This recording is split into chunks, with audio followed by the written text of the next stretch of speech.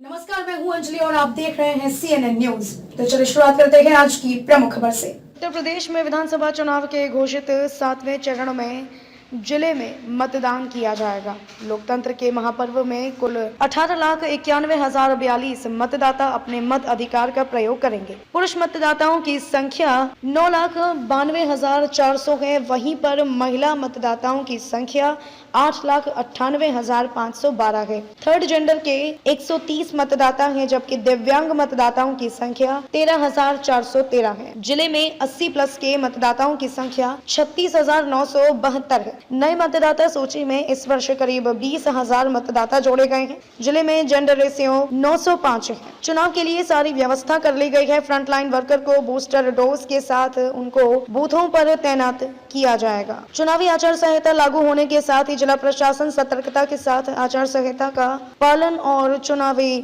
तैयारी में लग गया है। कलेक्ट्रेट सभागार में आयोजित पत्रकार वार्ता के दौरान जिलाधिकारी ने कहा कि जनपद के 5 विधानसभा क्षेत्रों पर निष्पक्ष और शांतिपूर्ण माहौल में मतदान कराने की सारी प्रक्रिया पूरी की जा चुकी है।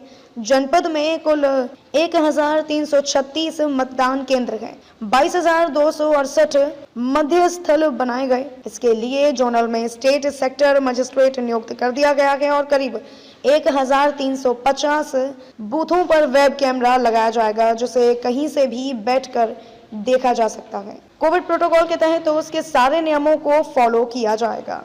सर, बैनर पोस्टर हटाए जा रहे हैं और कलेक्ट्रेट से भी हटाए गए, सबसे पहले शुरुआत किया गया, क्या कहना चाहेंगे?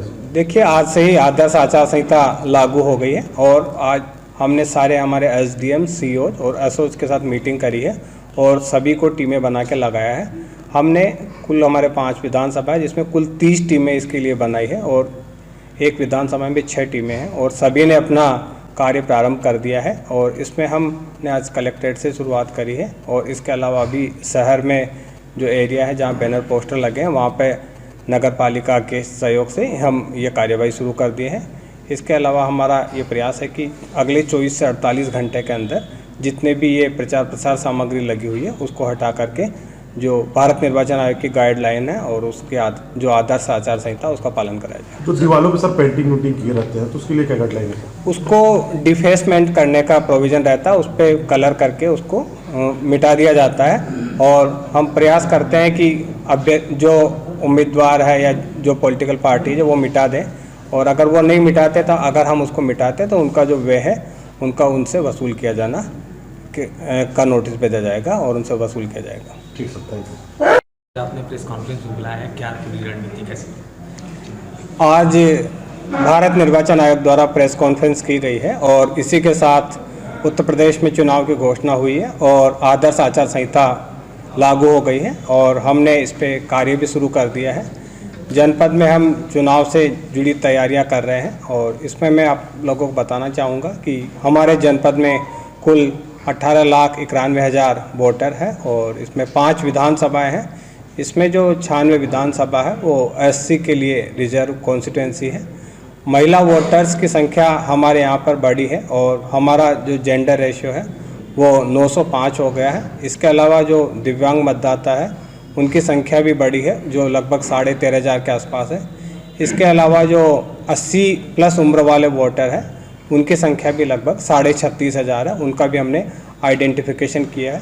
इसके अलावा जो बूथ हमारे क्रिटिकल है और जो वल्नरेबल पॉकेट्स हैं उनमें हमने वेबकास्टिंग की तैयारियां कर रहे हैं। हमारे कुल यहाँ पर 2268 बूथ है और उसमें हम 50% से अधिक बूथ अर्थात 1134 से अधिक बूथों पर हम वेबकास्टिंग कराएंगे और उसमें उस कैमरे के माध्यम से मतदान की निगरानी की जाएगी और इसको कोई भी व्यक्ति इसको कहीं से लाइव इसको देख पाएगा। इसके अलावा हम कोविड का जो प्रोटोकॉल है उसको फॉलो कर रहे हैं। वैक्सीनेशन पे हम बल दे रहे हैं। हमारे चुनाव में जितने भी कर्मचारी लगेंगे लगभग 10,000 कर्मचारी, वो सभी कर्मचारी जो है फुली वैक्सीनेटेड हो गए हैं हमारे। इसके अलावा जनपद में हमने प्रयास किया है कि सभी को वैक्सीनेशन लगे और इसमें 96% हमारी फर्स्ट डोज लग चुकी है। इसके अलावा 57% लोगों को सेकंड डोज भी लग गई है और 57% लोग ऐसे हैं जो फुली वैक्सीनेटेड हैं।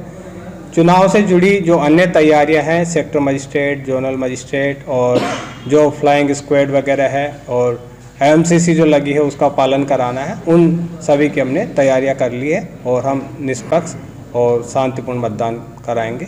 सोशल मीडिया पर जो विज्ञापन चलते हैं और लोकल जो मिर्जापुर के चैनल होते हैं उस पर सोशल चलते हैं, उसके लिए क्या गाइडलाइन है? इसमें एक एमसीएमसी टीम होती है जो मीडिया मॉनिटरिंग के लिए होती है, जो पेड न्यूज़ को भी देखती है और सोशल मीडिया पे जो लोग भ्रामक प्रचार प्रसार फैलाते हैं या ऐसी चीज़ें फैलाते हैं जिससे वैमनस्यता या झगड़े की स्थिति उत्पन्न हो सकती है, तो उन पे वो निगरानी रखती है। और पुलिस की भी एक साइबर सेल होती है जो इस पे पूरी निगरानी रखती है, उसके माध्यम से हम निगरानी रखेंगे और अगर कोई इस तरीके के तथ्य प्रसारित करते हैं तो उनके खिलाफ कार्रवाई की जाएगी। कितने अधिकारी लगाए जाएंगे चुनाव में?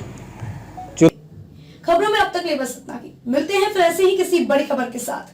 तब तक के लिए नमस्कार और देखते रहिए BNN न्यूज। खबरों में अब तक लिए बस इतना ही। मिलते हैं फिर ऐसे ही किसी बड़ी खबर के साथ। तब तक के लिए नमस्कार और देखते रहिए CNN न्यूज।